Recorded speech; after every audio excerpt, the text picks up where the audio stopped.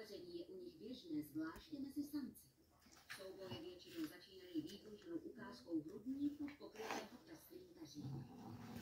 Po ní následuje vlastní útok provázený zběsilým myhotáním barev.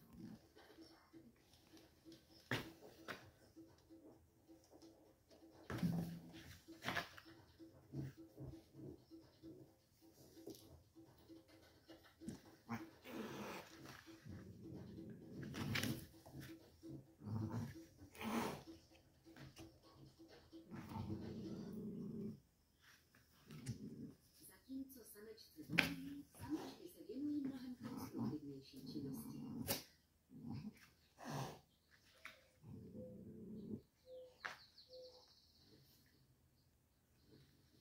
Budují malinká, křehká hnízda. Jsou stejně velká jako samotné stavitelky. Měří sotva několik centimetrů.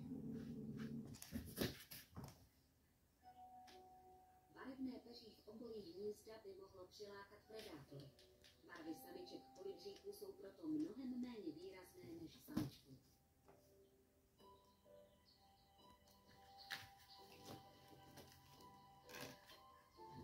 Hnízdo je utkané z jemných pavoučích vláken.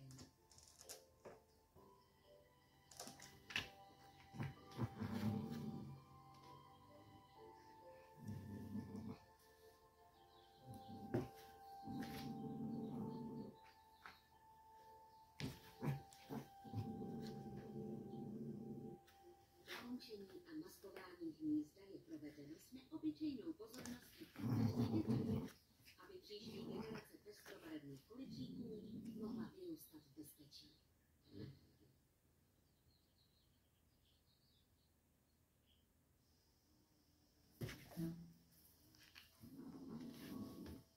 Také takzvané včely orchidejové se ve světle nádherně cvičí.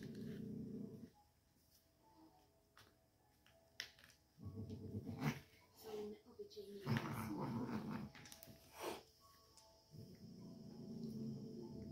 a neustále něčím zaměstnané.